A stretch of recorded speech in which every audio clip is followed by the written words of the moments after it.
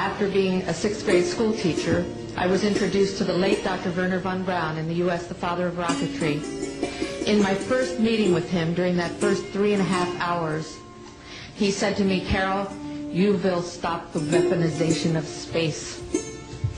And I said, you know, teachers don't stop until June. He said, "No, you have to understand, this is February, and we have to prevent the weaponization of space because there is a lie being told to everyone that the weaponization of space is now first being based upon the evil empire, the Russians. There are many enemies," he said, "against whom we're going to build this space-based weapon system. The first of whom was the Russians, which was existing at that time. Then there would be terrorists. Then there would be third world countries. Now we call them rogue nations or nations of concern. Then there would be asteroids." And then he would repeat to me over and over, "And the last card, the last card, the last card would be the extraterrestrial threat."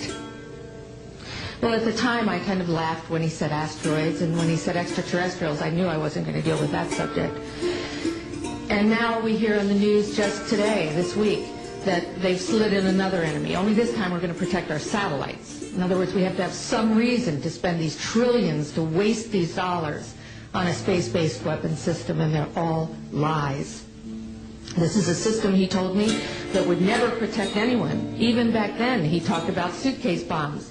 He talked about chemical, viral, bacterial, biological warfare, that these space-based weapons would never protect us against.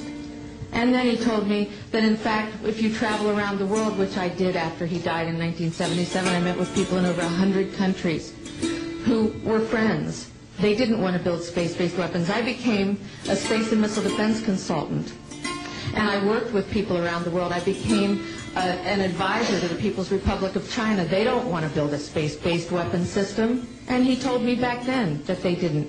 He said, "Go to Russia. They're considered to be the enemy." I got on a plane by myself.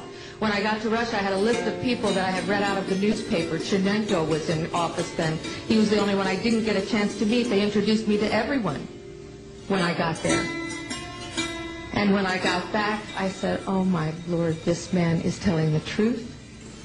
There is no threat."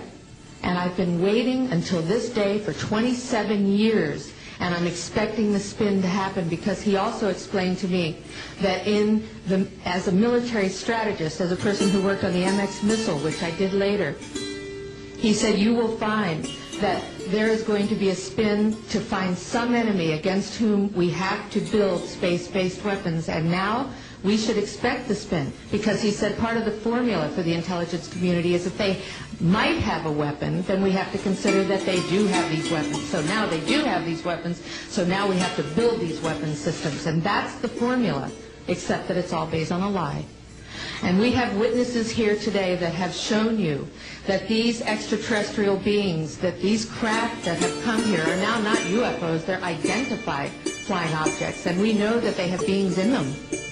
And we have witnesses here who have told you that they can shut down our missile silos. They can stop a rocket going into space that's a test. We have witnesses here who have worked in the classified departments who have the courage to come forward here to support what Wernher von Braun told me back in 1974 to 77.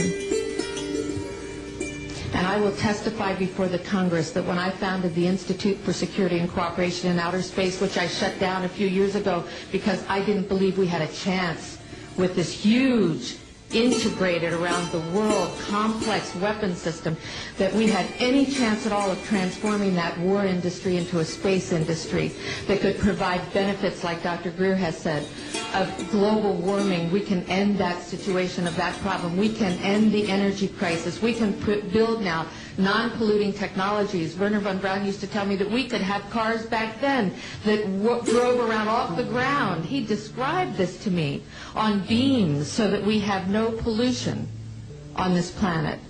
And we can solve the problems of the people that are urgent and potential, and the other animals and the other cultures on Earth and in space.